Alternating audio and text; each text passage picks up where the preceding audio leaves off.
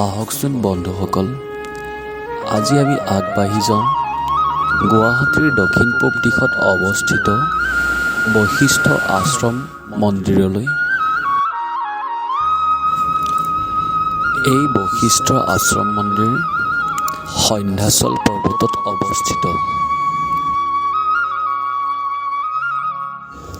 আমি মন্দিৰৰ প্ৰৱেশ পথেদি সোমাই আহিয়েই প্ৰথমে মহাদেৱৰ সন্মুখত প্ৰণাম জনালোঁ।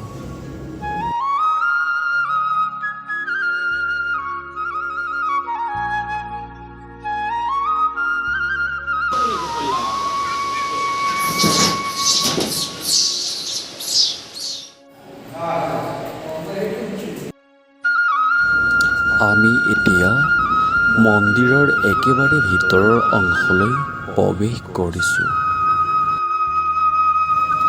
লোকবিশ্বাস অনুসৰি মন্দিৰৰ ভিতৰৰ এই পবিত্ৰ শিলাখণ্ডতে মহৰ্ষি বশিষ্ঠই ধ্যান কৰিছিল বুলি জানিব পৰা যায়।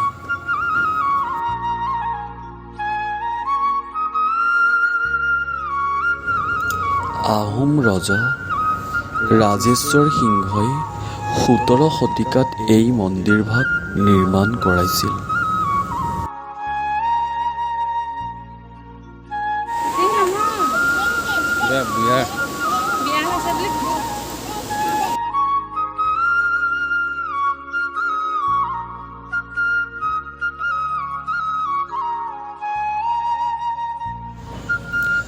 মূল মন্দিৰভাগৰ কাষতে এয়া প্ৰভু গণেশ দেৱৰ মন্দিৰ।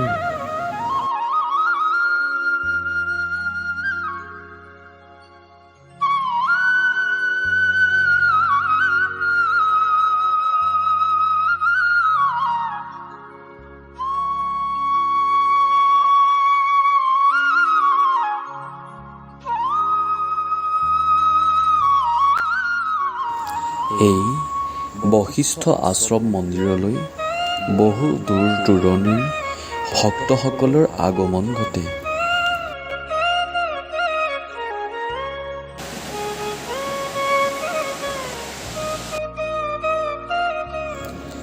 কালিকা পুৰাণৰ মতে নিমি নামৰ এজন ৰজাই মহৰ্ষি বশিষ্ঠক অভিশাপ দিছিলে যে তেওঁ দেহহীন হৈ যাব।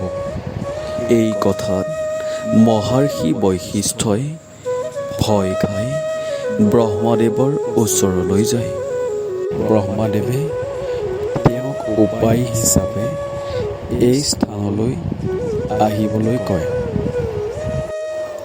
আৰু সন্ধ্যা, ললিতা আৰু কান্তা নামে ৩ জলধাৰা বোৱাই আনি বশিষ্ঠ গংগাৰ সৃষ্টি কৰে।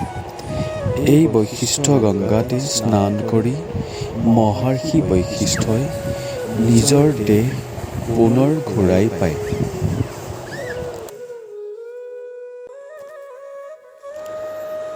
সঁচাই বৰ মনোমোহা পৰিৱেশেৰে গঠিত এই বশিষ্ঠ আশ্ৰম মন্দিৰ।